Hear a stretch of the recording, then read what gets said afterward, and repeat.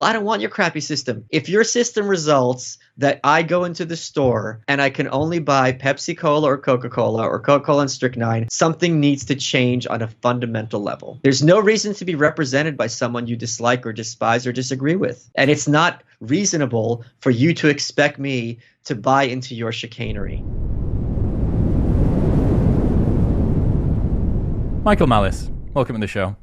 Thank you, sir. How are you, dude? I'm doing phenomenally well.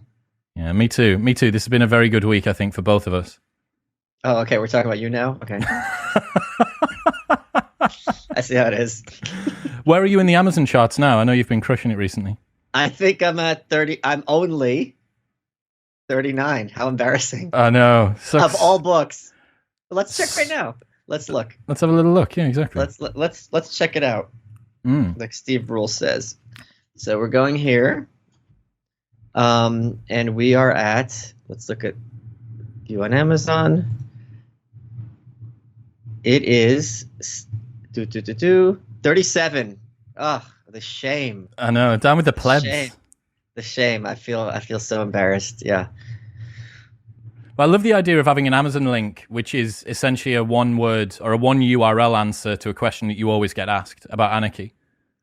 Well, I get asked a lot, and this is what the whole point of the Anarchist Handbook was, so people could stop bothering me and read for themselves. No, what happened was when I first started doing this sort of thing, being a media personality, for lack of a better term, I always had a strategy, and my strategy was say something interesting or say something uninteresting in an interesting way. Because there's no shortage of these people who go on these shows and you know exactly what they're going to say. It's going to be Republican talking points, Democratic talking points, Tory talking points, Labor talking points. Unless it's Diane Abbott, then you definitely want to watch it because that's the best. And at a certain point, my platform increased and I keep talking about anarchism and people kept asking me. And I'm like, I don't want to explain all this. Just do the homework. Leave me alone. And at a certain point, I'm like, oh, people do care what I think. And I'm like, well, this is all the answers that they want to know about There's it's a collection of historical essays from all the prominent anarchists of the past. Well, I don't want to say all, but the vast majority of them. So, why do a collection of essays rather than give your own interpretation of the philosophy and the way that the politics put together? I think it's a good way to give respect to those who have paved the way. I think there's some people in there who I've sort of rescued from the dustbin of history who've been forgotten, and to be able to sort of redeem people who died, who were killed for their views, to be able to bring that back. To also demonstrate, showing versus telling. I could tell people that the black flag of anarchism comes in many colors, but it's another thing for them to read and to see why these people may agree on certain things, but they are all over the map in terms of other things. So I think, and a lot of them will say better than I will. I'm not going to outdo Lysander Spooner when it comes to his essay on the Constitution. So why even try? So, and maybe at some point I will be able to do that book of my own, but I think it's premature and kind of superfluous. Why did you choose the name? Because there's the Anarchist's Cookbook, which is a very different sort of book. Why did you choose the one that you went for? I don't know. I just felt like an organic. So it wasn't some subversive reference to something else? I didn't even think of the Anarchist Cookbook when that happened. It might have been a subconscious thing. I guess is all. I don't have a good answer. Got you. Who would you have put in that you couldn't? Maybe Chomsky. I didn't think to put him in. Because he's less theory and more application. We know Chomsky, probably the biggest names. Maybe a few, like some Christian anarchists or lefties, but it's already 365 pages, and there's no question all the major names are represented. So, what's the best definition that you've got for anarchy? Just elevator pitch. You do not speak for me. That's interesting. I think I've heard you say anarchism is the belief that citizenship is better when based on ideology than on geography. Yeah, so that's the application of the principle, the concept of you might be on, I don't even know what cell phone companies they have over there. You might be on Big Ben. I'm sure it's probably Big Ben network. Yeah. Yeah, you're on Big Ben. Yeah. And you're on morning tea, breakfast tea. Sure, I'm on high peers. When we're calling each other, right? One company is, I don't know how clear is the market. Does my company pay you? Do they split it? Is it the receiver? Is the caller? To have it, to have things based on geography as opposed to the individual, it's like your phone is attached to where you live as opposed to where you go. And if the ostensible purpose of the basic purpose of government, which anarchists dispute, is protection of a person and their person and property, that would be the right-wing anarchists would believe in property.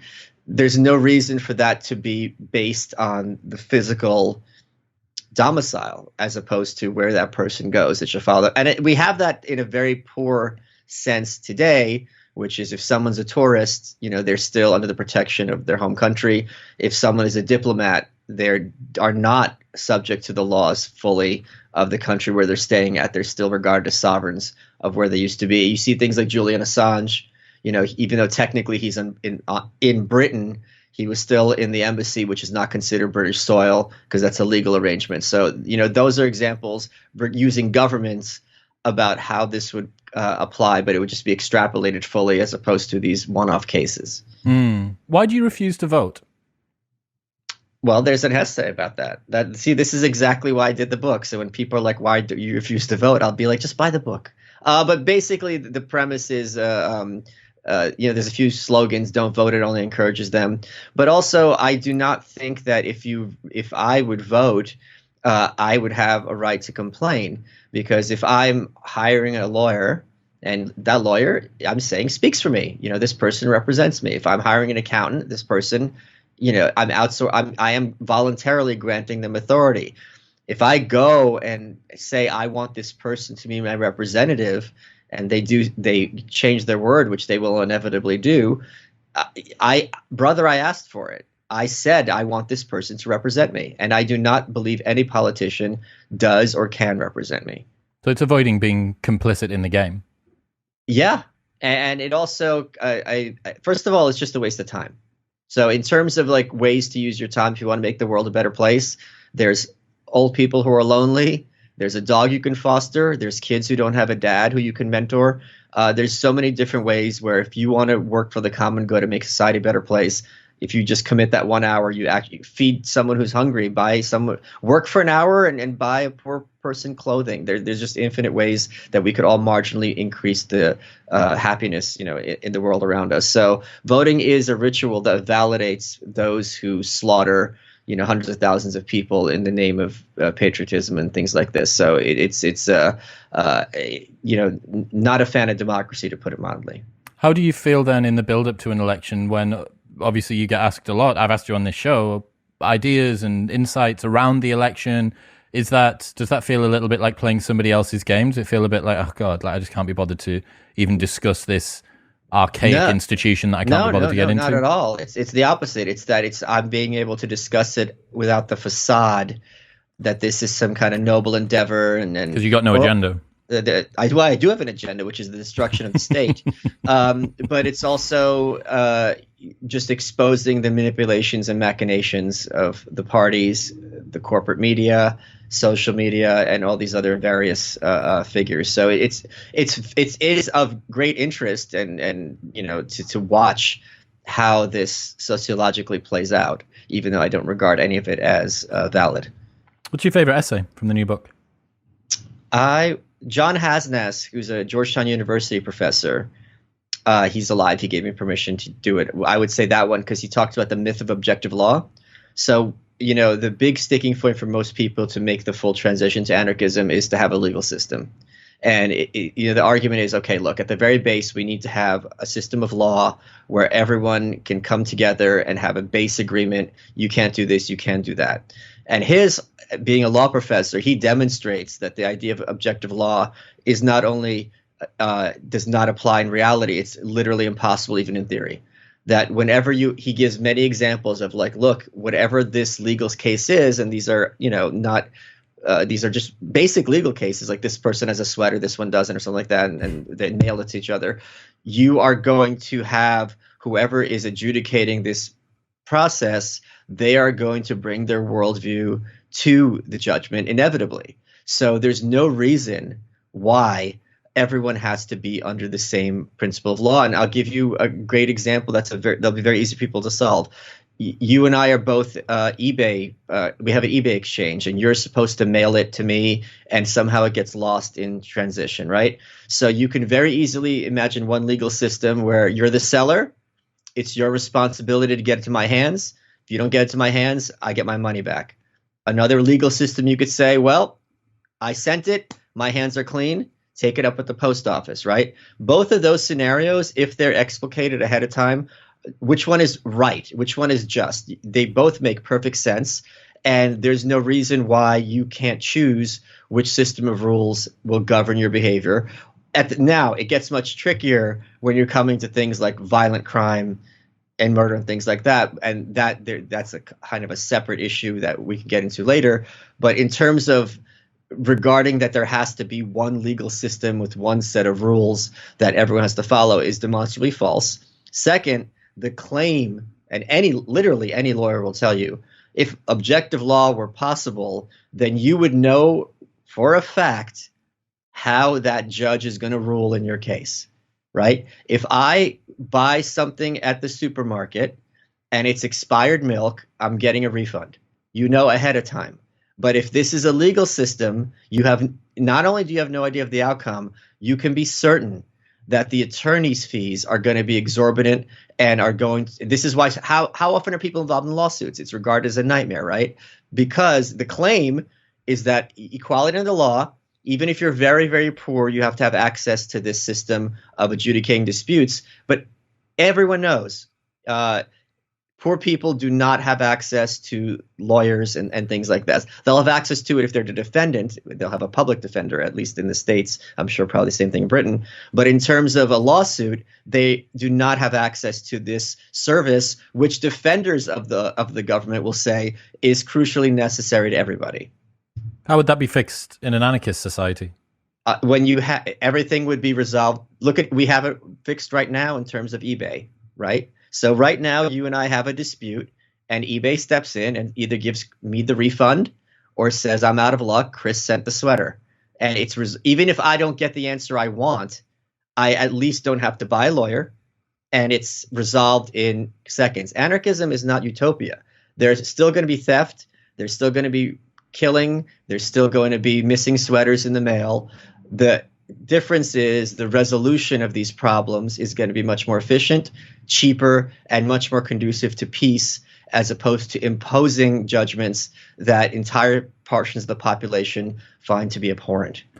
That makes sense in a very binary scenario that's easily trackable, like an eBay situation. Sure. But if it was a more complex one, stuff to do with litigation in business law, business-to-business transactions, mergers, Sure. money, taxes, what about that? Surely that's just equally complicated. Sure. So it would be the same thing as going to a practitioner versus going to a surgeon, right? If you're going to have things that are that technically complicated, you are going to have some kind of higher level court system to resolve it. But again, even in that case, it's still going to be cheaper because there'll be competition and different firms that we have that right now. Again, private arbitration, different private arbitration would have the capacity to compete in terms of efficiency. Now, the question becomes, well, what if I don't respect the judgment of this private arbitration? That's when you have things like ostracism, things like credit scores, and so on and so forth. Having a bad credit score, which are done by, it's not Visa or MasterCard or American Express or Britain Express, I'm guessing you have, which are the ones who are kind of adjudicating the system. You have credit reports, right? And they tell both the credit card company and you what your credit score is. And they're saying, in my opinion, these are the odds this person is reliable in terms of repaying their debts. And not only is there one, there's three of them. So you would have the same sort of situation where it's like, okay, should you deal with, Williamson Co.? Well, historically, and it's only going to take one. Williamson Co. agreed to abide by the judgment of this third party. They refused, and that's basically going to very factually say it's much riskier to deal with this guy than it is to deal with them, where even if they don't agree with the judgment, they still, even they personally don't agree, they still follow through with the result. It seems like there's a lot more work to be done on the front end then with that. You might get through the litigation side more quickly for deploying the law, but coming into it, it's going to be a little bit more effortful, at least in the beginning, because imagine how much all of this would be to set up, and you'd have to have some sort of agreed rules and principles between the different agencies that might be representing someone, so everyone would need to format their everything in the same way. So there still needs to be agreed rules and procedures and regulations over the top. But as we said earlier, like let's go back to the cell phone example. I don't know and you don't know what happens when I call you and we have different cell phone providers, and we never need to know, because before those cell phone providers came to market, they already established procedures on how to deal with every other cell phone company so that their customers don't ever have to worry about it or think about it. So look at it this way, in terms of fashion. The problem, if anything, with fashion is we have too many choices, too many options. We have, books and magazines telling you which to choose. But when it comes to the law, you don't have choice. And it's much more expensive and costly. And the reason the law is such a concern, as opposed to fashion never being a political issue, is precisely because whatever the government does, it does poorly. And that's, to put it mildly. What do you think is the hardest question or the most difficult issue for an anarchist society to try and overcome? What do you do about the kids? Because if you don't have a state and kids are basically under the dominion of their parents, how are you going to resolve cases, which there are no shortage of, when parents are bad actors toward their children? That is a tough one. And that's a tough one under any scenario. That's the thing. One of the big issues in terms of people attacking anarchism, which is, of course, is their prerogative, is they'll say, well, anarchism is bad because it's going to lead to war. I'm like, wait. The system you're advocating doesn't lead to war, so you can't have this kind of double standard. So this is a criticism. It's like, okay, you're not going to have child protective services possibly, or maybe you would in a private sense, like you have an apartment complex, and I don't know how they would resolve it. The point is, it's horrible now. Like the foster kid system, like many kids are, subject to abuse, and it's certainly less than ideal. So that's a good, tough question, and I do not have a good answer. But I don't think any system that's been posited has had a good answer. And that's because typically there's an agent within an anarchist society that kind of opts in to some of the services, right, which then get used. But in a situation where the only legal agent is the bad actor themselves, and you have a dependent that requires somebody to step in, you have this vacuum which is not being filled by something. Correct. Yeah, that is a nasty situation. Yeah, and it's just nasty in general. I don't know, man. I mean, that's an ugly one. What about if a country went to war with another country? I know this is in the second half of one of the essays that I looked at. Yeah. Well, first of all, it wouldn't be another country, but like an anarchist area. But we already see examples of this in the past, which is this is hilarious, which is a criticism of anarchism, that like if you get help from a state, it's not anarchism at all. It's like, well, if someone mails me food, that doesn't make them the government. They're just someone who's providing a service, right? So as of right now, like literally today, I, as a private company, can hire the U.S. government to provide security for me. This in no sense makes them my government any more than hiring a chauffeur is the one who's my chauffeur. They're the ones taking orders, not giving them. So there are many countries on earth already. The argument is, well, if the U.S. went anarchist, they'd be invaded tomorrow by China. Well, why aren't we invading? Why isn't the U.S. invading Canada by this logic? Why isn't the Vatican being invaded by Italy, or Monaco by France? There's many examples of countries on earth right now that do not have any military whatsoever and can easily be overrun. So there are bigger governments, but no one is saying, or I'm certainly not saying, that for anarchism to be considered successful, it has to be worldwide. There's no reason why, if Ireland was anarchist for thousands of years and is used as an example historically of how an anarchist system would work. So if you had an invasion, we saw what happened with Kuwait. Let's pretend Kuwait, instead of a government, had been an anarchist area. You saw a lot of self-interested nations with big armies step in. And also, it's much harder to invade and conquer an area where everyone is armed and trained and using their weaponry. Well, I mean, look at Afghanistan, look at Vietnam. I mean, this argument people say that like, well, there's an anarchist area, like, they'd be conquered immediately. China's not having a fun time conquering Hong Kong. So the claim that this is something that's just done like with a snapping of fingers is nonsensical. It's very, very hard to invade and conquer, and at the very least, very expensive. Can you see there being an anarchist state in your lifetime? Well, no, because by definition, there wouldn't be an anarchist state. But anarchism is a relationship. How should I? I keep on getting that wrong. How should I refer to it? Sure, just you could call it anarchist area or anarchist society, but anarchism isn't a location, it's a relationship, right? So you and I have an anarchist relationship. Neither of us has an authority over the other. If there was a dispute, we would not be calling the state. Which state would we call? I mean, the possibility of this kind of international lawsuits is nonsensical. And even if you were here or I were there and we got drunk and someone got violent, we're still not calling the cops. So, and every country is in an anarchist relationship with one another. The example I use in the book is if a Canadian kills an American in Mexico, there's no one to call that's above them, right? The three nations have to have some system in place ahead of time to adjudicate this process. And as we said earlier, we can be certain that they have adjudicated this ahead of time, in that it's not like when that happens, they're like, well, what do we do? Let's call Congress. The process is already in place ahead of time. So whenever someone is in the process of providing services, they're going to anticipate as much of these things as possible so that their consumers are satisfied with it. And we see this done in a very haphazard and ham-fisted way with governments right now. Okay, and you can't see in your lifetime there being an area that turns... Oh, I can. Oh, yeah.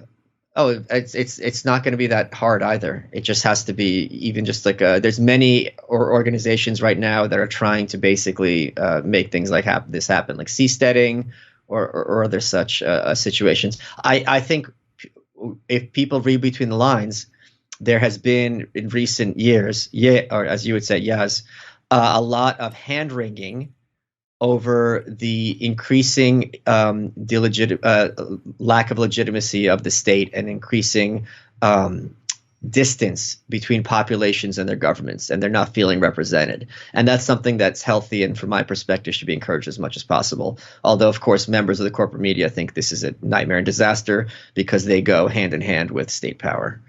Where do you think would be the most likely anarchist area to rise up first? Oh, I have no idea. In the same way that Marx had said there's no way that Russia's ever going to go communist, and that's where it ended up happening. Russia ended up going communist. That's where it ended up happening. So it could be just someone creates a new physical space, or someone creates some kind of micro city somewhere. I mean, this is the beauty of markets. You don't know. You can't predict how they will operate or where they'll pop up.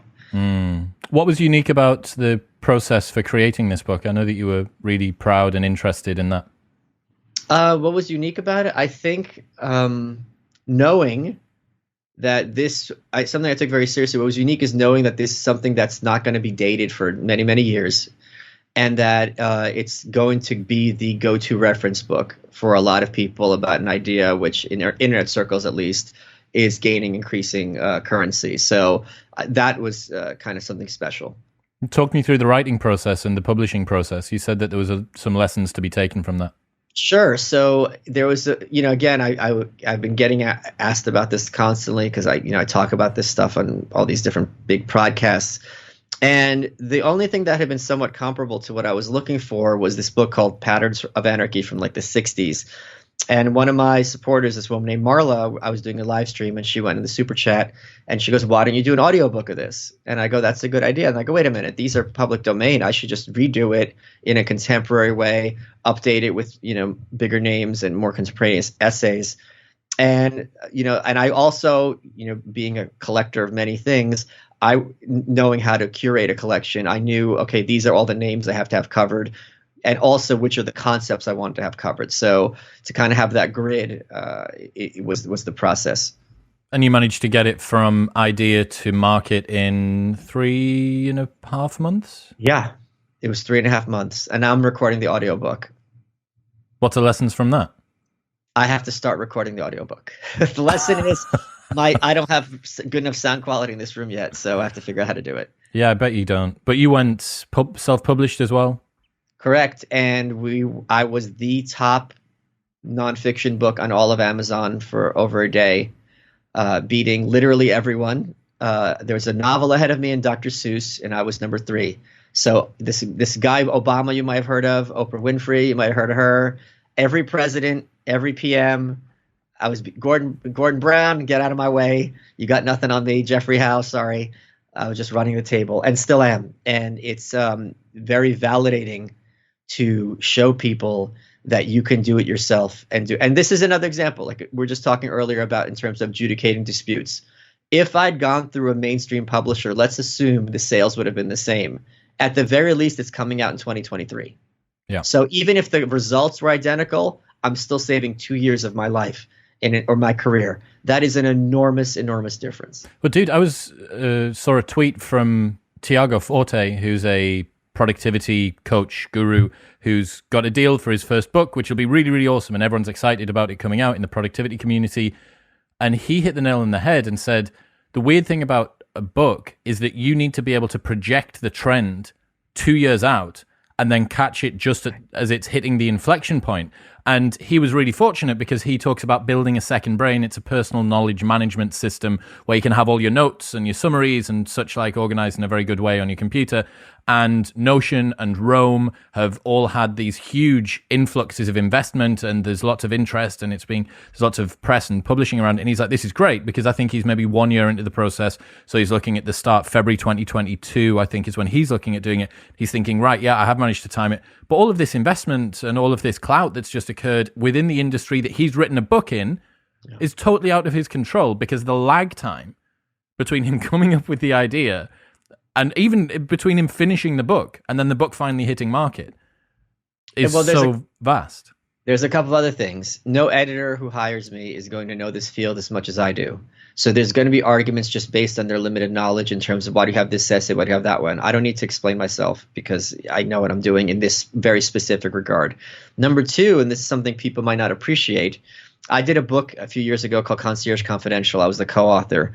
And there's a typo. The end of page chapter 1 says I'm about to TOO. We told the publisher, they didn't fix it for the paperback, they don't care. With the Amazon program, which I use to self-publish, there was a typo in the book. You fix it, you re-upload it, and since it's print on demand, instantly it's fixed. So to have that kind of dynamic publishing system is also of enormous benefit and a huge advantage.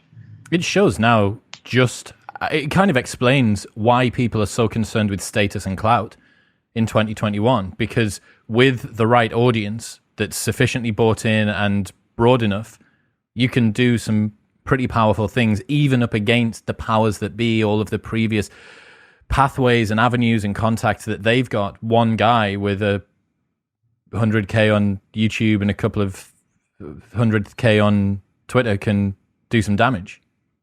Yeah, that's the thing. It's people want to, when you see someone making it happen on their own, you want to be a part of that.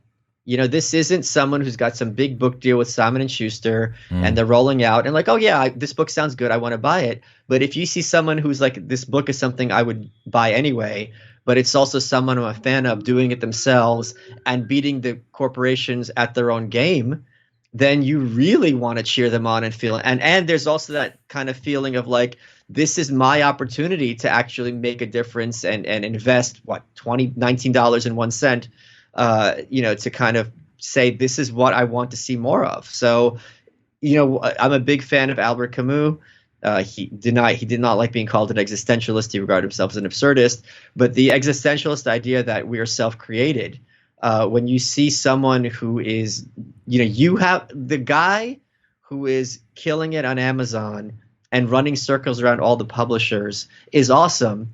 And I had the opportunity to be him. So, I mean, that kind of mindset, I give talks in networking sometimes, and I tell the kids, I'm like, if you know someone is in town and they're having their birthday and they're not doing anything, take them out and do it. I do it for selfish reasons. And they laugh and I go, no. That guy is awesome, but that could be you. The only thing stopping you is $30 and an hour of your time. And people don't think in those terms. I think this is one of the seductive qualities of a glass door policy when doing any sort of creative process. So people have known that this was coming. You know, it happened, at least in terms of the origin, on a live stream that other people would have seen. So they've seen it, right? From seedling to fully grown plant. And for such a long time, the creative process has had this sort of mystique and this magic behind it. And now being able to watch that unfold, it's like when you go into a car factory and you go, oh, okay, so those 4 points are going to turn into wheels and then a chassis and then all of the engine's going to be put in, and you can watch it and then it becomes a car. And there's something fascinating. People say, what is it, that you don't want to know how TV or sausages are made? The sausage, yeah. Yeah, but watching a book be produced and even seeing the artist go through all the vicissitudes of the difficulties, had a really bad day writing, had a really good day writing, finding it hard, finding it easy. I think people like that because they buy into stories and narratives, right? And not just the ones that you publish, the meta narratives that are about what was the process of publishing this like. If as an anarchist, you're saying we can win and we can beat these huge establishment entities who have been entrenched for centuries, that's a big ask. That's a big, bold claim. So to have that concept be demonstrated in any capacity and to have it be demonstrated unambiguously is, I think, of enormous motivation to many people, even if they're not anarchists at all, but are simply people who want independent creators who are, sticking their neck out to succeed. There's a guy called Jack Butcher who's been on the show recently, and he's a British guy in the States who's one of the most innovative creators, I think, in the world at the moment. He's doing incredibly well. And one of the main reasons is that he is so Glassdoor with everything that he does. When he's considering a new project, he'll post about it on Twitter. If he's had a really good day with the shop, he'll upload his Shopify stats. He'll show the back end of what he's working on, who he's spoken to, potential projects that are happening.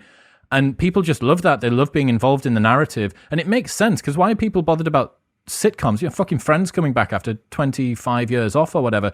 People are bothered about that because they're bought into the story arc of what's going on with this person.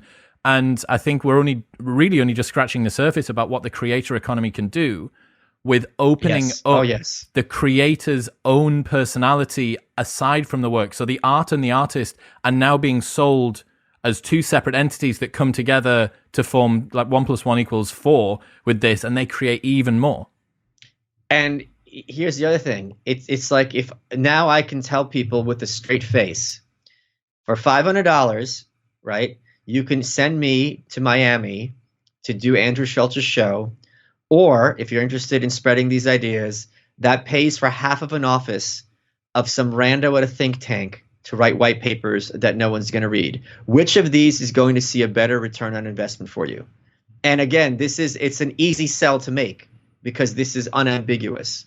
So again, one of the reasons I am an anarchist is I am such a fan of all the people in the book who really were marginalized, complete pariahs, fought for their vision, sometimes were killed for their vision. And to whatever, I just think that's such a guy thing to do, to forge, to make your own path where none had existed before and show other people the way and that it's possible. I mean, that to me is just something very primal about that.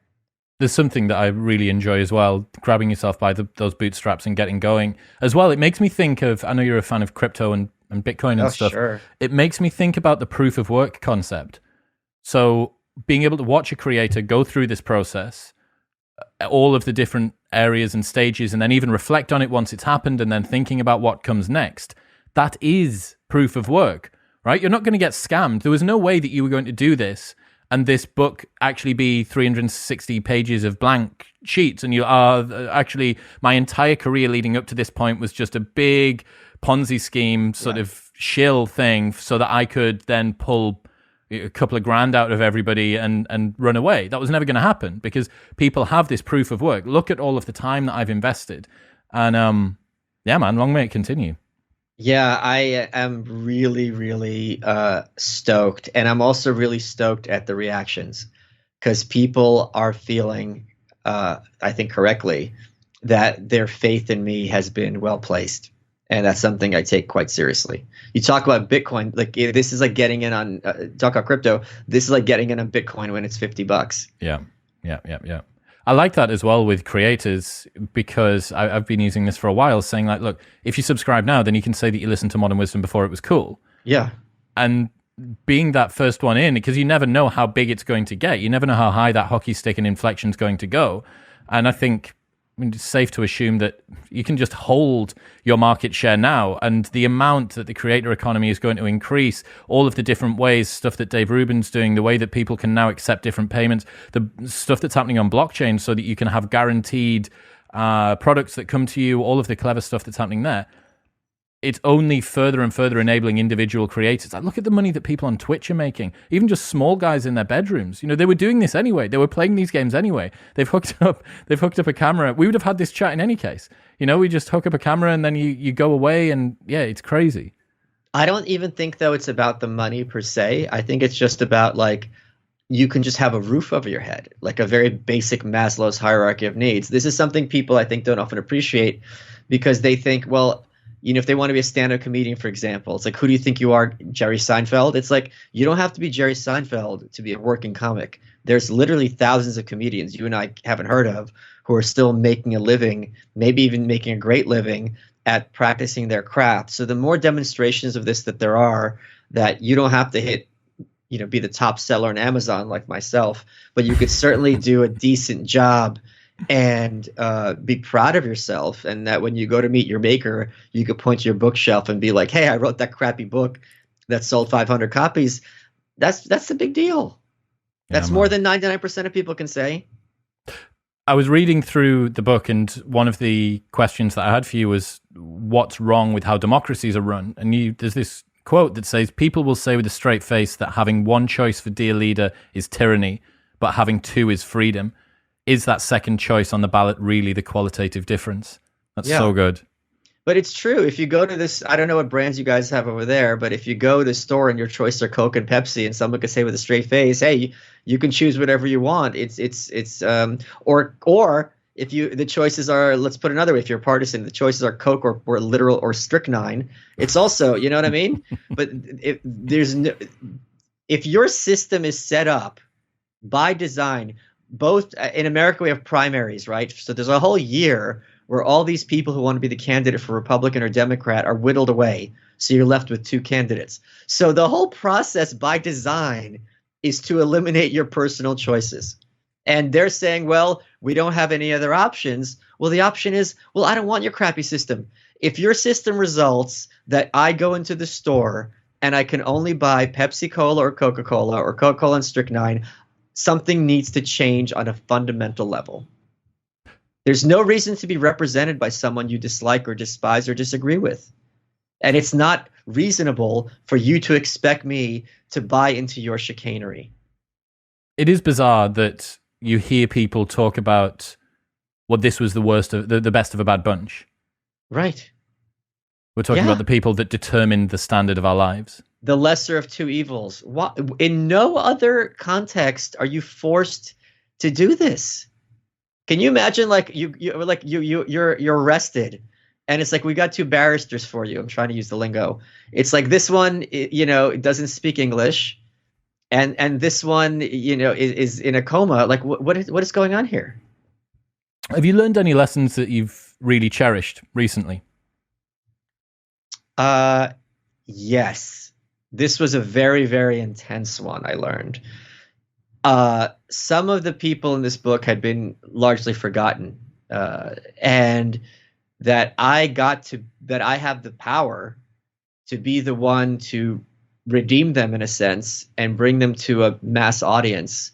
And, 100 years after they died, that was a big lesson, and it really did a number on me. I imagine that's beautiful.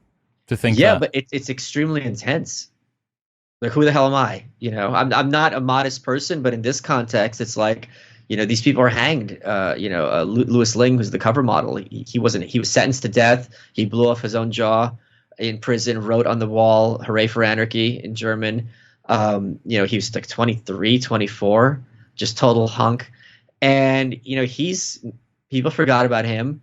And this is someone who valued this worldview enormously. And his courtroom speech, where he tells the judge who just sentenced him to death, Like, you're gonna come. He's like, I told the cops, you come at us with guns, we're gonna come at you with dynamite. And he's like, I'm for force, and I despise this court. Hang me.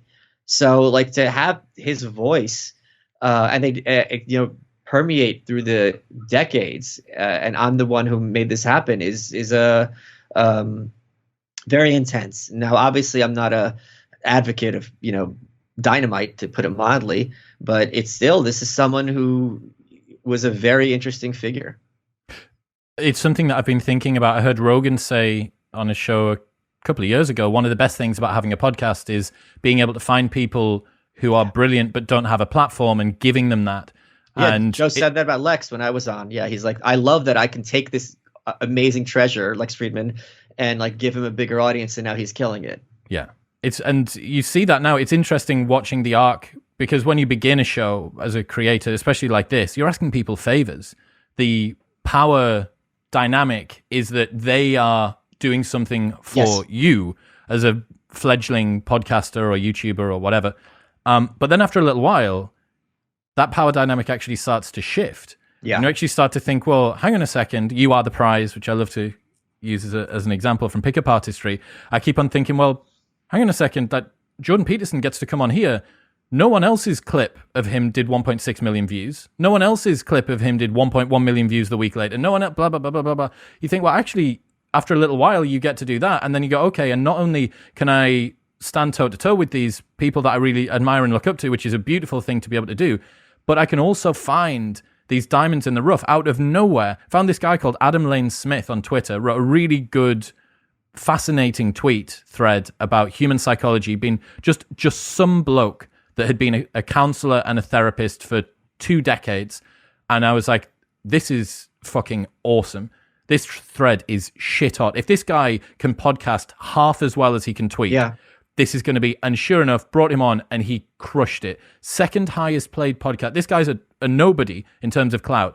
Second highest played podcast of this year behind Jordan Peterson on audio, ahead of monsters, absolutely, including yourself. And I was just like, he messaged me the other day and was like, dude, everything's changed. Michaela's brought him on her show. He's now gone on hers because she listened to it and she loved it. And he was like, dude, I've got clients coming out of my ears. I've got all offers to come on a podcast. And, this isn't some sort of simpy, whimpering guy. This is a very capable human being that just required a little bit more pullback on the elastic band of the slingshot. Yeah. And it's fucking awesome. So I totally get what you mean. Platforming people, being able to give voices to those that deserve one it's sick. It's endlessly rewarding. And it's also even more intense when these are people who gave their lives. So like Albert Parsons was one of these people. There was a bomb in Haymarket in Chicago in the late 1800s. He had left the rally. Him and his comrades were there was a warrant out for them. He was on the lam. He said, I'm going to stand in solidarity. Nothing's going to happen. They were all sentenced to death. We have the letter from these people to their children. His wife wasn't allowed to see him hanged. And when he went to the gallows, he's like, can I say a few words? And then mid-sentence, they killed him. And she had his picture on his wall until she died in 1942. There's a picture of her pointing to it. So, to be able to, I'm going to get into him, on some live stream or something like that, but be able to tell his story. Some of the men were told, if you ask for forgiveness, the governor will commute your sentence. And some of them did. And Parsons said, no, because that's admitting guilt. I didn't kill anyone. I spoke at a rally and I left. Like, you're sentenced me to murder for my views. And they did it. They killed him. He was later posthumously pardoned. There's a monument to him and the others in Chicago right now in a cemetery. But yeah, it's to have people point out, to be the one to point out these. They're not giants in terms of clout, as you would say, but they're certainly giants in terms of narrative and in terms of inspiration and in terms of a story. It's very humbling, and I hate that word because it often sounds phony. But let me use different language. It's very jarring and like awe-inspiring that I'm in this position to be able to kind of make sure he hasn't been forgotten. Well, what's interesting is that someone's quality of work and their ability to deploy that and get it seen by the masses don't always necessarily align. We all know the people that have huge platforms and really don't do anything with them. Right. But similarly, there are people who would have deserved a platform, who would have been absolutely phenomenal, but for some reason, wrong timing, wrong place, wrong whatever, didn't do that. And yeah, it's odd being able to think, well, hang on, this person might be even more capable than me, even at something which I profess to be capable at.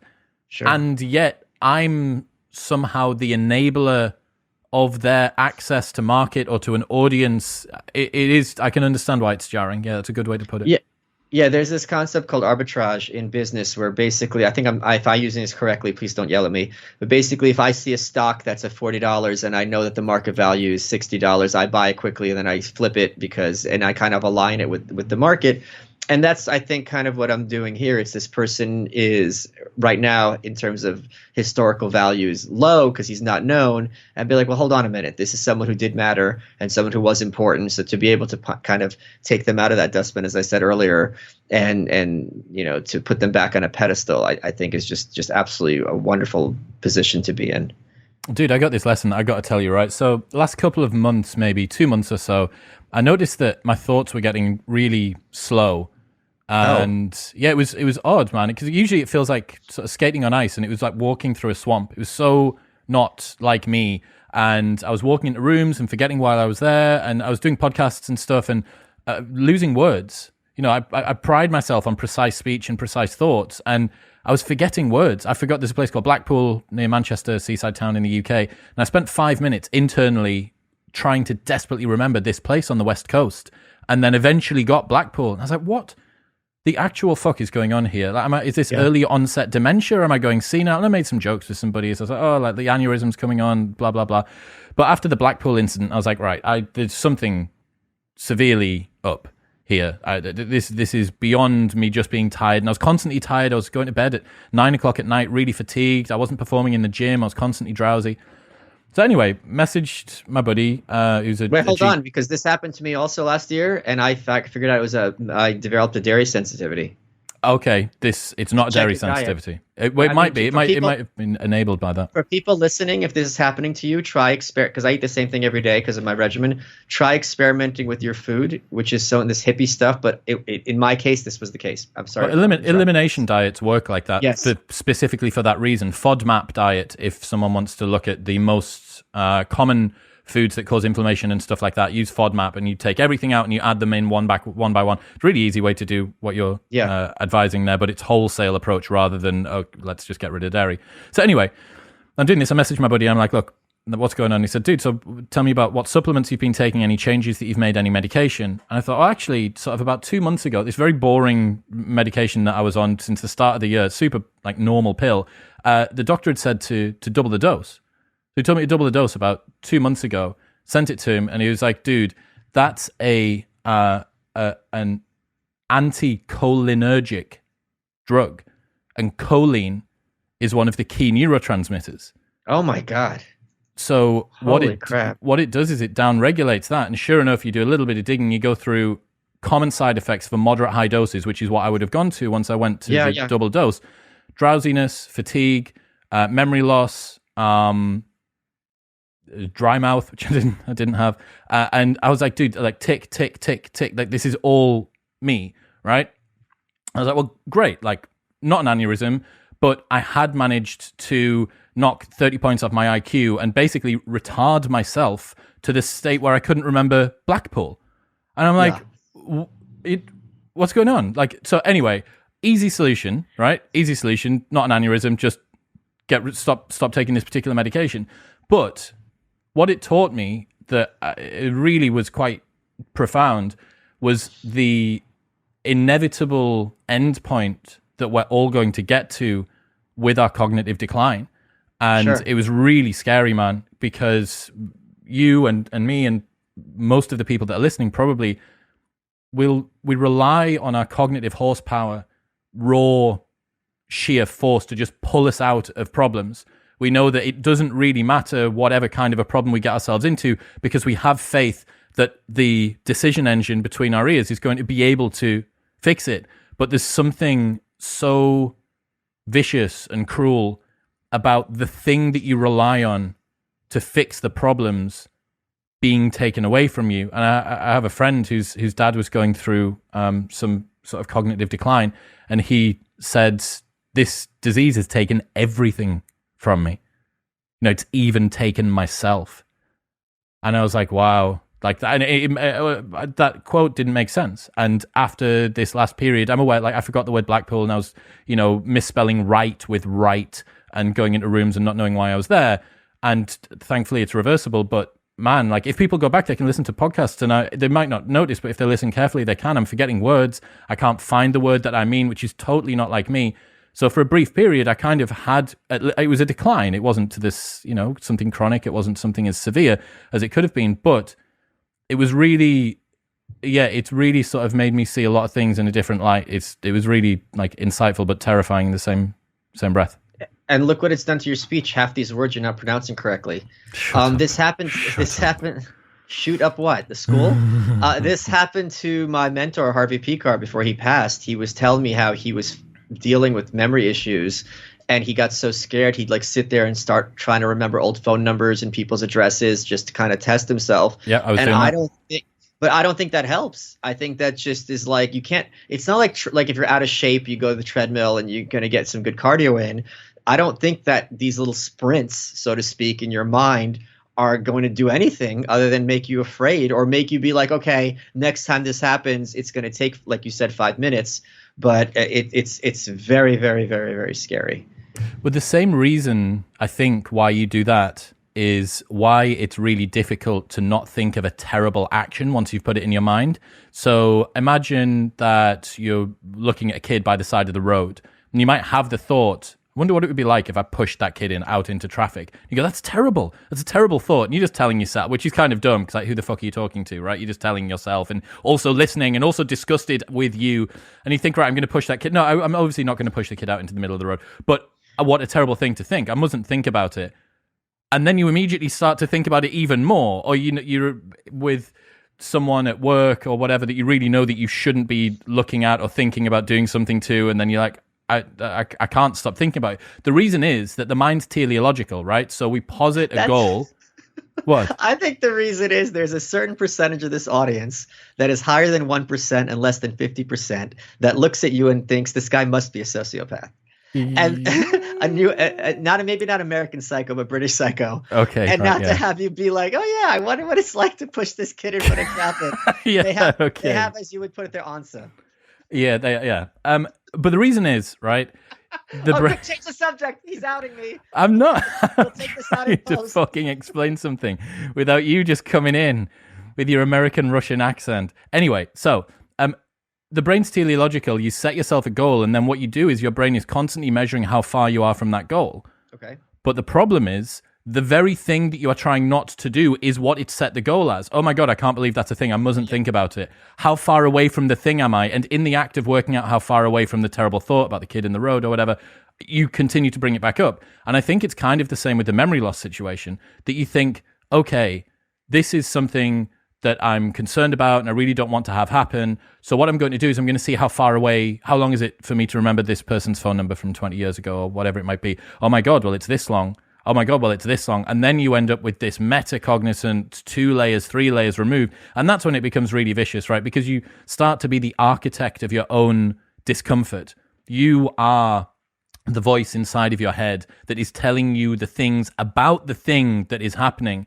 And that being your own torturer in that way is, again, particularly cruel, with now increasingly or decreasingly less ability to deal with the problem because it's inherently reducing your capacity. Yeah, many years ago, I read a book called Don't Think About Monkeys. It's about people with Tourette's, and they're writing essays trying to explain what it's like. And I thought, so people think Tourette's means you're always yelling out curses and inappropriate things. That's coprolalia, and that's actually a fairly small percentage of people with Tourette's. But they do have things like tics. They do blurt things out and so on and so forth. And they're like, try to imagine, you meet a genie and the genie says, I'll give you any 3 wishes you want on one condition. You don't think about monkeys. And at that point, it's just like, oh, crap. So that's kind of what it's like for them. And it's not fun. Yeah. What do you think about the Bill and Melinda Gates breakup? Have you looked at? I have not been following this at all. I don't find him to be an interesting figure. I think he's a nefarious figure, but I don't have enough kind of data to back that up. Yeah, it's one of those things that there seemed to be when Bezos had his breakup, it kind of made sense because you look at Jeff and you've got this sort of nerd to Chad, sort of autist to alpha trajectory that he's been on. And you think, well, yeah, obviously he's the sort of guy walking around looking like Terminator with his aviators on and his leather jacket and stuff. You think, well, yeah, obviously this was going to happen. But Bill and Melinda, you've got this Bill and Melinda Gates Foundation, right, so on and so forth. Yeah, it seemed like an interesting cultural artifact. Obviously, it's kind of highly tied to this Jeffrey Epstein thing. And then it would appear that some of the people that were accused co-conspirators for the Jeffrey Epstein case, have you seen that they are now testifying against Ghislaine Maxwell? You see this? Oh, yeah, I did see that. Yeah. Yeah, so, but I don't understand how that works either, because can someone implicate themselves during their testimony about somebody else? Have they been given deals so that if they testify against her, they're going to be safe from no matter what, so that they can completely open up about the situation? I think it's going to be hard to avoid perjury. And that's the other thing about anarchism is we're told about equality under the law, but that's completely a lie. And this is a great example, which is people who plead up, right? You are a drug dealer, and I want to, get your boss. And as the prosecutor, I say, I'm choosing not to punish you for your crimes in exchange for your testimony. So in other words, I am, as the government, as a monopoly in providing security, choosing not to enforce this so-called objective law for the sake of someone who I think is better. That's a value judgment. So as opposed to, can you imagine a store or a bodyguard saying, well, I'm not going to protect you, this person, for whatever dubious reason? So that's a good example of how the state and its claims of being fair, reasonable, and objective on a daily basis throws that out the window and says this person is more important than this one. Now, there might be something to be said for that, but it certainly is not the case that it's equality under the law. That's a really good point, because you could say this person is further up the food chain because what? Because they make more money, because they tend to be in charge. But it is, at the end of the day, a subjective viewpoint. Yes. Why would that person be more of a criminal than this person? Or if they're both criminals, how are you the one who's like, yes, no, no, no, yes, in terms of who you're going to prosecute? What about the COVID turnaround from Facebook now? That COVID skepticism in terms of the origin of it. Have you had a look at this? Yeah. Oh, yeah. They're dropping their. This is, I think, going to be very revelatory to very many people. Hopefully, and I pray every day to Loki that this is going to make some people realize how duplicitous the overlords are. Why? Well, because to come in with global pandemic, you're coming in, you're asking, we're going to shut down the earth. You were going to shut down any discussion about certain aspects of this. Like, you shouldn't, if you question it, we're just going to lose your social media account, which is something very necessary for very many people, obviously. And now to be like, oh yeah, maybe we were wrong. It's just like, that's an enormous amount of power for people to have, and to assume that this power is being used reasonably or objectively has been demonstrated to be false. Just to show that they don't have capacity. These people aren't the clairvoyant, all-seeing eye that they really need to be. The only way that you would be able to deploy this sort of a rule is if you were omnipotent and you knew, I know all of the facts and I can make the most educated decision. But when essentially what you had was people who knew more than the PolitiFact and the fact-checking organizations and Facebook and Twitter and such like, and they were penalized. As much as I hate Brian Rose, and I think the guy's a pleb, he has someone like David Icahn, and he talks about, I think it was 5G lizard people or whatever for him, but still, the skepticism about the origin of COVID was true, as much as it pains me to say that. But people were penalized for holding what now is actually considered to be a plausible, if not a realistic view. And let's also talk about nuance. Let's suppose, okay, it's completely ridiculously and absurd and nonsensical that COVID was made in a lab in China. That might be factually true. But what is truthful is that governments, and I'm not saying this would happen in Anarchism, I'm just saying entities, are currently trying to bioengineer viruses. Like, that is a broader point that needs to be addressed rather than the specificity of this case. So you're doing this baby bathwater situation where you're saying, okay, you can't discuss this even as a hypothesis, but at base, there is a 100% certainty that things of this nature are being carried on all over the country by various governments. And you could easily make the case as something that's a good thing. If you bioengineer one, you can reverse engineer it, maybe cure diseases. It doesn't have to be nefarious. But what is nefarious is to kind of arbitrarily, as Mark Zuckerberg or as Dr. Fauci, who's one individual, draw the line and say, not only can you not discuss this, if you do discuss this, this is going to have great personal consequences for you. When it's something where it's not even a person has a vested interest in. It's not like I'm committing slander. I'm going online and saying Chris Williamson's this, and that. And you could see them coming in and be like, all right, we're not going to have our platform being used to spread literal lies that Chris did, so on and so forth. These are, if there's anyone who should not be given the benefit of the doubt, it's governments in general. And if there's any one government that should not be given the benefit of the doubt, it's the Chinese government. Yeah, and there's no recourse either, right? You know, Correct. you lose your account or you're locked out of whatever for X number of months or weeks. The recourse is having these entities be regarded with increasing skepticism and disdain and creating alternative pathways to information flowing, which I think there's an enormous movement online from people who are much smarter than both of us put together to create these workarounds so this sort of thing can't happen in future. Dude, every couple of videos has a comment from someone citing a new platform that I don't know about, that I need to upload my videos to. Like, I've got a list of them. I've kept a list somewhere. It's like 5 or 6 other video hosting platforms. Oh, well, this one's decentralized. This one's on the blockchain. Library's the one I think that everyone likes, or Odyssey. Rumble, Rumble's I think another one, yeah. Told about. Well, look, you know, there you go. There's 3. Yeah. There's 3 different platforms that we're talking about.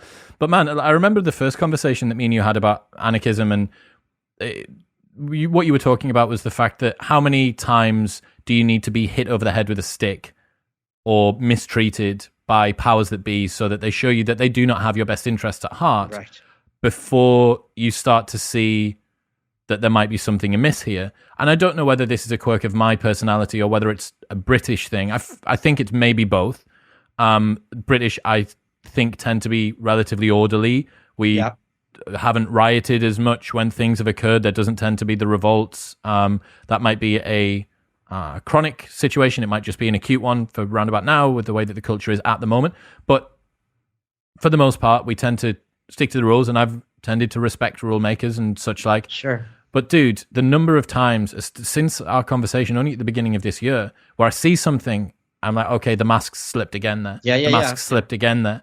And it really is a red pill, because once you've seen it, you can no longer unsee it, and you start to see it more and more and more because the pattern recognition begins to kick in, right? That reticular activating system is so highly attuned that you start to think, well, I'm a little bit skeptical about that, and I'm a little bit skeptical about that. And then you have something as blatant as this COVID Facebook turnaround, and you go, well, this is just a big billboard saying we don't know what the fuck we're doing, and we make arbitrary rules, and you get punished when they're wrong, even if you were right before we knew, and we can admit that we were wrong, but you don't get any sort of recompense or apology.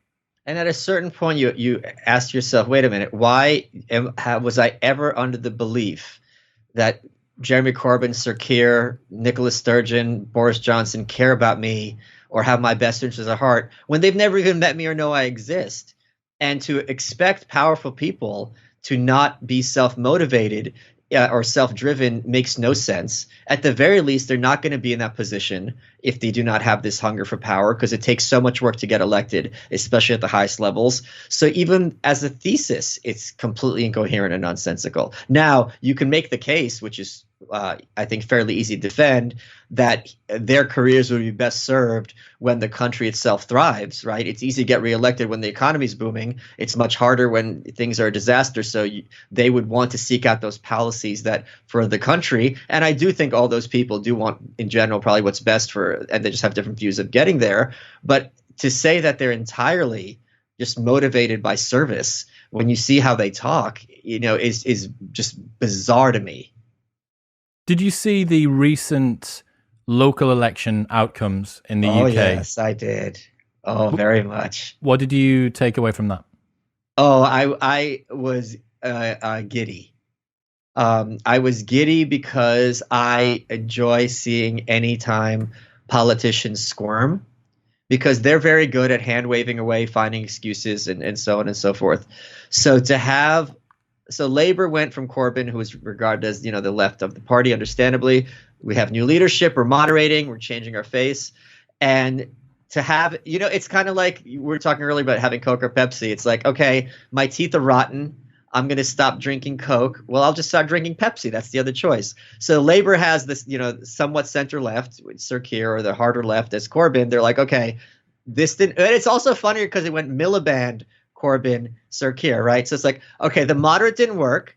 Let's try the alternative. And that's a very reasonable A/B testing. Okay, this was a complete disaster. We've had our lowest level since like the Great Depression. We're going to go back to the center. Nope, it's still going down. It's like there's only two buttons. Like, what am I supposed to do? So that is glorious.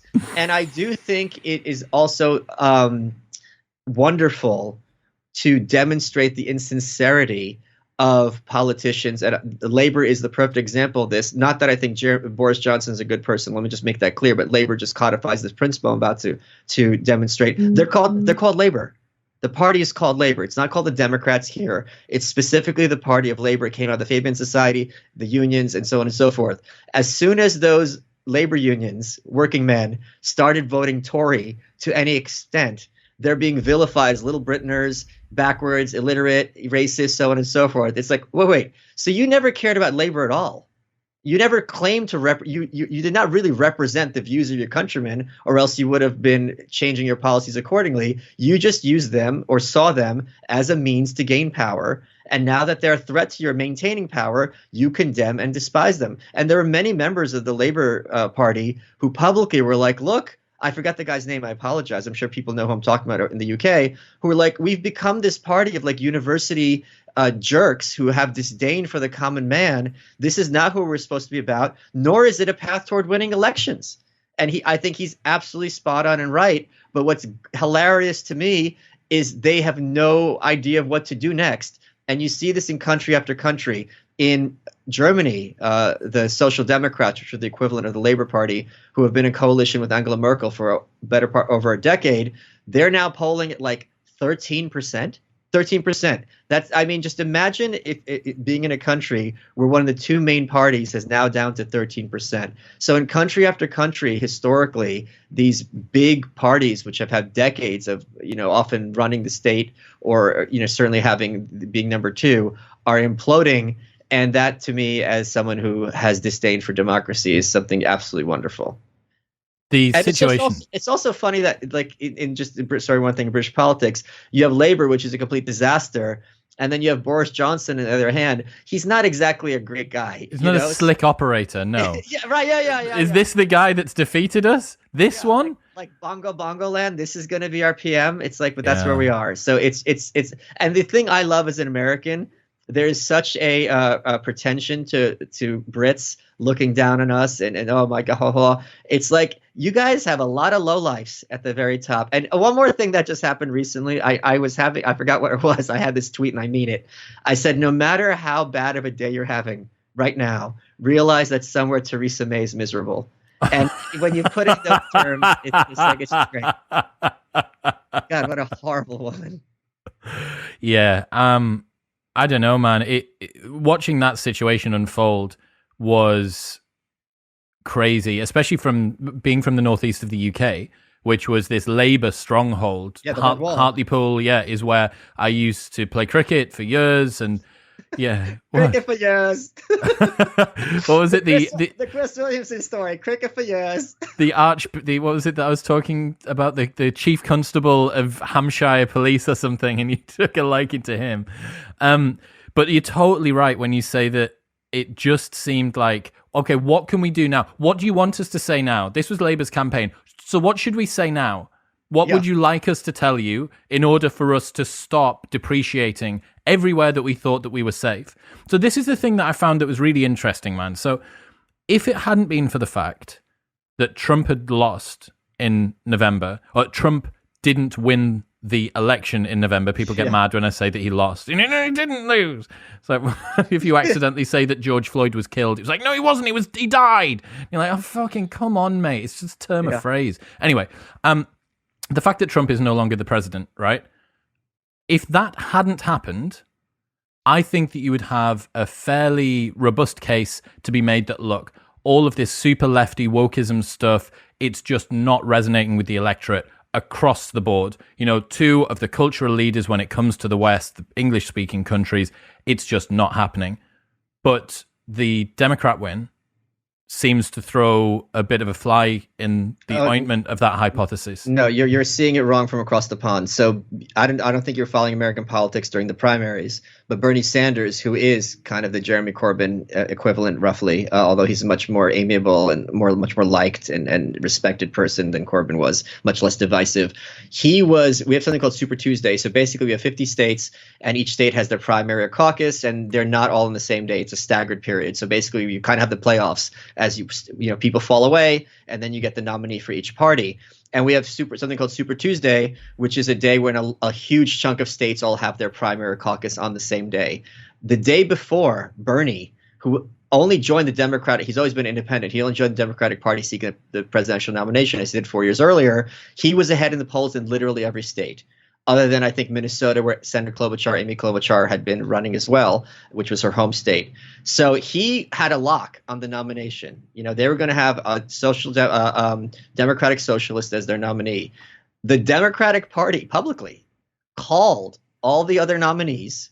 They said, you're ending your campaign today and endorsing Biden. Biden's our guy. And they did it. Klobuchar, Pete Buttigieg, mayor, who was doing well. And they had been doing better than Biden in polling and delegates.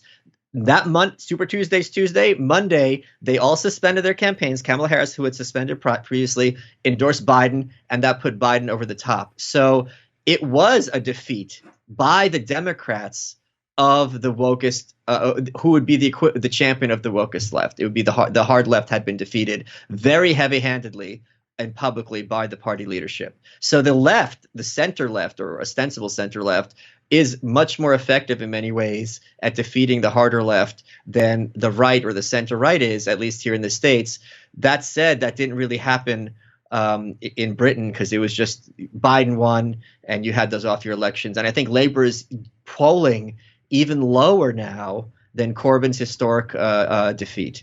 Yeah, it's crazy. And it's also counterintuitive, the data, because not that long earlier when Theresa May called her snap election, Corbyn did better than Miliband had done previously. So if you're looking at the data, you can't say, the Corbyn approach is a disaster because there was one election where he gave her a run for her money. She blew a 20-point lead. It was something crazy. Yeah. Then there's another election where it's their worst result in 90 years.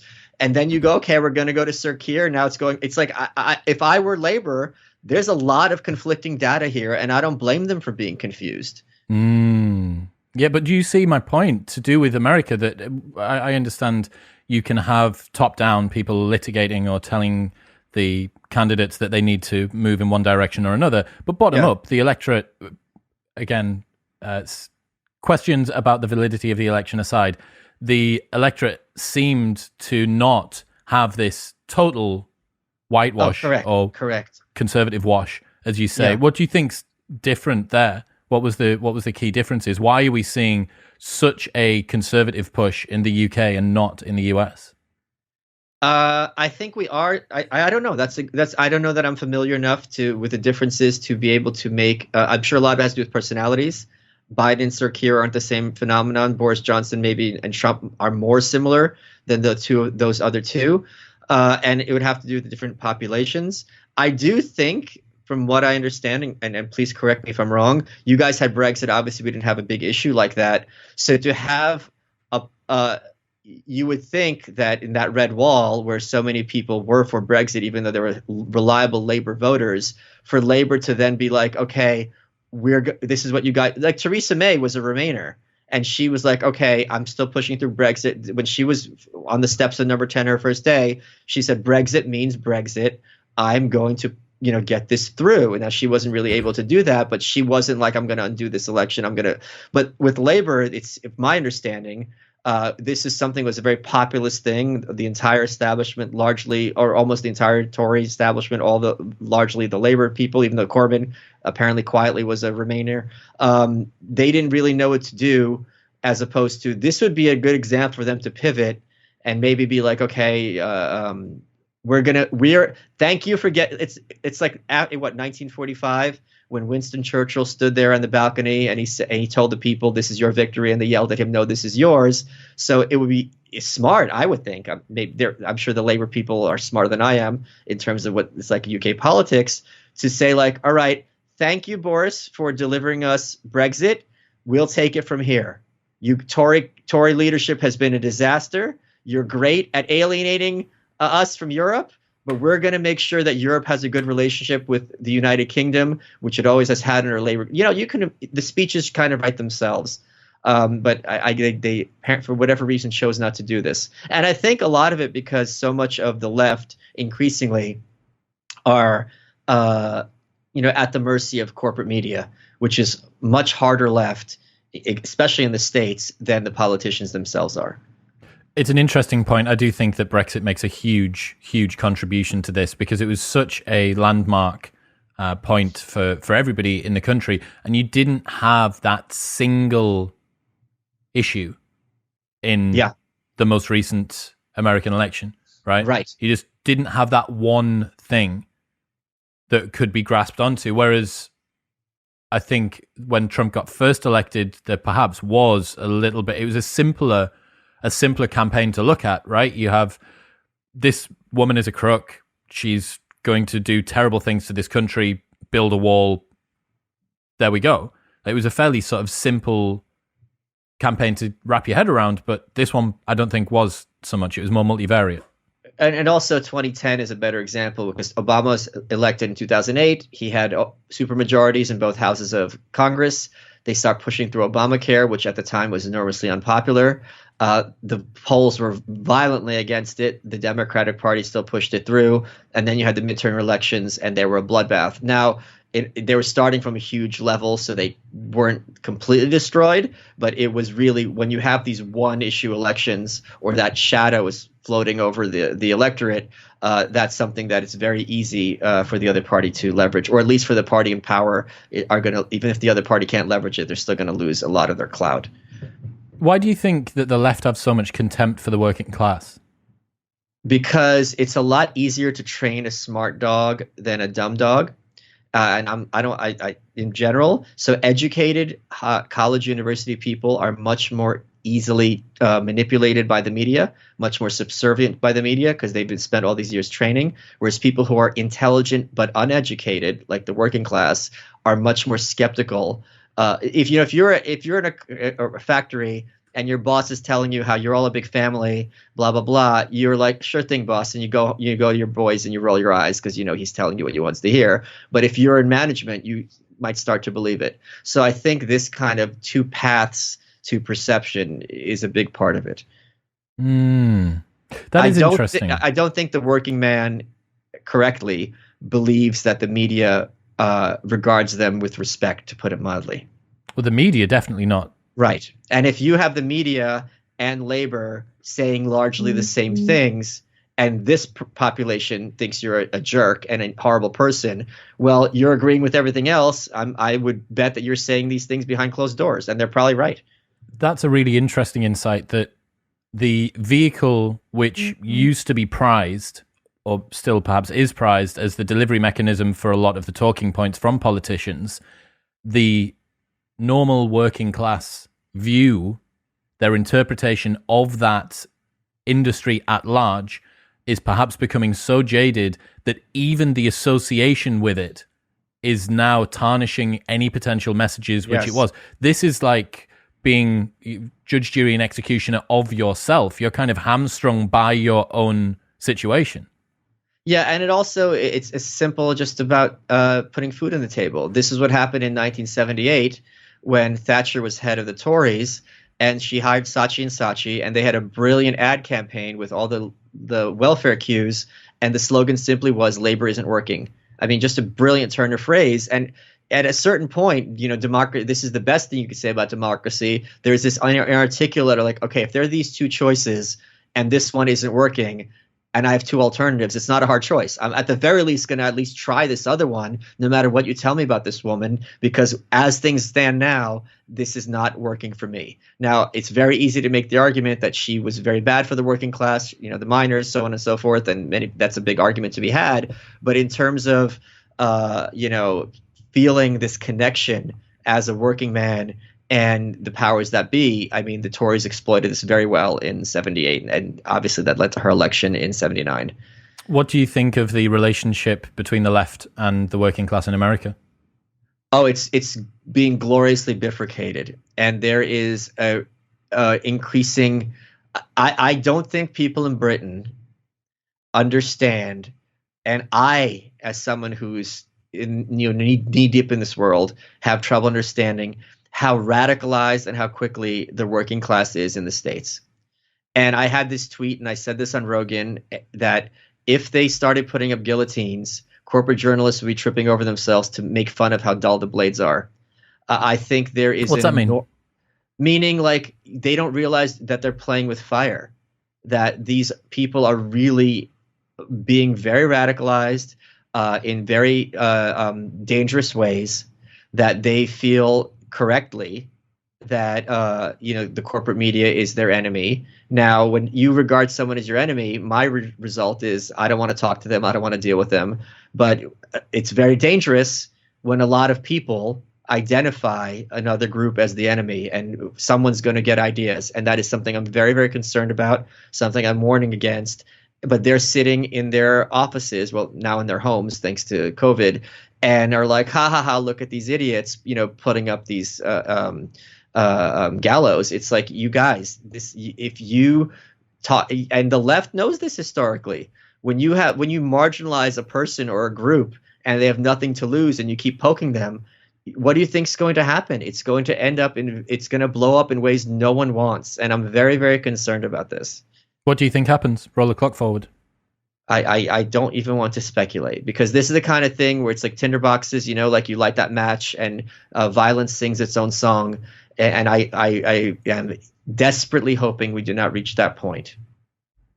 Man, well, we will wait and see. Dude, so good to have you here. We are not doing, it doesn't look like we're going to get to do Russia.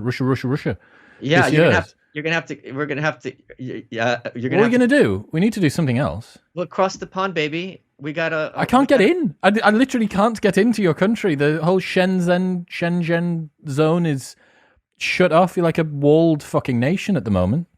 One of us is gonna cross that Atlantic one way or another, or we're gonna have to meet in Japan or something. Swim, yeah. Well, dude, man, we need to do something. So we had this Russia thing planned to go, and it'll be 2 years in a row. Yeah. Yes. And we're not going to get to do, well, maybe, I guess, but something fairly sort of dramatic would have to change, I guess. But we need to do something, man. So we will we'll get some plans made. I could not be more looking forward to this content that creates as a result, because this is going to be the buddy comedy movie in real life. Right? Don't you think? I think it makes an interesting pairing, yes, yeah, definitely. But it's not as crazy as Jackie Chan and Chris Tucker, but it's still going to be fun for a lot of people. Plus, wait, you laugh, but let me get serious for a second. I think one of the things I despise is cynicism and this kind of I'm too cool for school attitude, which is very common in media. So I think a lot of people have had a very lonely time. So when they see two people who are good friends having fun, it's good spiritual fuel for them, and clowning each other. So yeah, although it's going to be going more in one direction than the other, but that's fine. Fantastic. Right. Well, we're going to have to pay back some way, aren't we? So, man, thank you so much. The Anarchist Handbook will be linked in the show notes below, at Michael Malice on Twitter and all of that other good stuff. It's just anarchisthandbook.com. That's all they need to know. That's a really cool thing to finish up with. That's a really smart idea that I haven't seen other people use before. Most other authors, when they need to direct people to where to get the book, it's search it on Amazon or use one of those amz.to/AMZ. links. As opposed to what? Z. Oh, right. Yeah, sorry. Why Z? It's not a person's name. That makes no sense. XYZ. XYZ. Comment below if I've got Z wrong as a British person. I don't know. You got it right, but it makes no sense that the letter would have a name. Well, I mean, this isn't... Let me just remind you, this isn't your language anyway. Actually, we speak closer to British English than you guys do. What, as a Russian? No, as a Russian. As an American, you guys are the degenerates. But where were you born? Russia. Right, okay.